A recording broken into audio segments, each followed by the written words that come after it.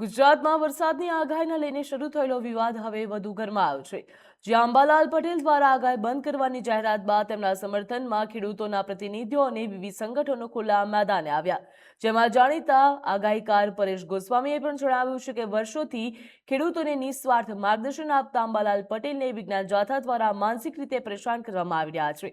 આ સાથે જ વિજ્ઞાન જાથા ઉપર ખેડૂતોના અન્ય પ્રશ્નો સામે મૌન રહેવાનો પણ આરોપ લગાવવામાં આવ્યો। આ સમગ્ર મામલે સરકાર પાસે નિષ્પક્ષ તપાસની માંગ કરવામાં આવી છે અને જો અંબાલાલ પટેલને હેરાનગતિ બંધ નહીં થાય તો રાજ્યવ્યાપી આંદોલન તેમજ પોલીસ ફરિયાદ કરવાની પણ ચીમકી આપવામાં આવી। ને એમાં પણ આપણા જો ગુજરાત રાજ્યની વાત કરવામાં આવે તો ગુજરાત રાજ્યની અંદર જ્યારે વરસાદની આગાહીની જો વાત કરો તો એમાં સૌથી પહેલું એક નામ સામે આવે છે, એ છે અંબાલાલભાઈ પટેલ, જે ખૂબ મોટી ઉંમરના છે, તે નિવૃત્ત અધિકારી છે, પોતાને કોઈ જ પ્રકારનો વ્યક્તિગત સ્વાર્થ નથી, નિસ્વાર્થ ભાવે આ રાજ્યની અને આ રાજ્યના ખેડૂતોની સેવા વર્ષો સુધી એમણે કરી છે અને એમની સેવાથી ગુજરાત રાજ્યના ખેડૂતોને અને ગુજરાત રાજ્યને ઘણા બધા ફાયદા થયા છે। પણ હવે આજકાલ વિજ્ઞાન જાથા છે એ સસ્તી પ્રસિદ્ધિ માટે થઈને અંબાલાલ કાકાનો અને એની આગાહીનો વિરોધ કરી રહ્યા છે। અંબાલાલ કાકા હોય કે કોઈ પણ વ્યક્તિ હોય, અંતે બધા માણસ છે।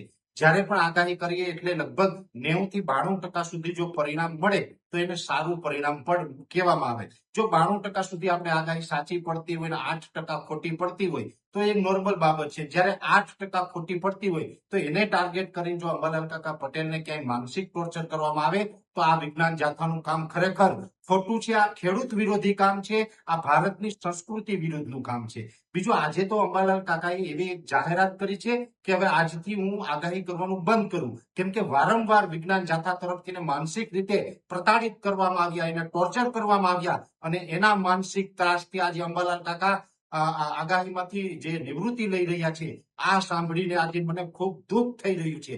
અંબાલાલ કાકા છે અમારા વડીલ છે, અમારા દાદા સમાન છે।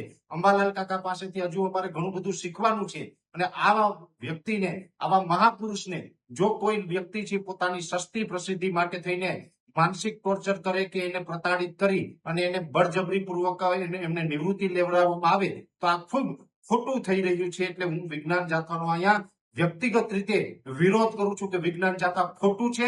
એ હંમેશા માટે આવા સીધા સાધા વ્યક્તિઓની, ભારતીય સંસ્કૃતિની, ભારતીય પરંપરાનો વિરોધ કરતા આવ્યા છે અને આની અંદર જે અંબાલાલ કાકાએ જે અત્યાર સુધી યોગદાન આપ્યું એ ગુજરાતના ખેડૂતો ક્યારેય નહીં ભૂલી શકીએ।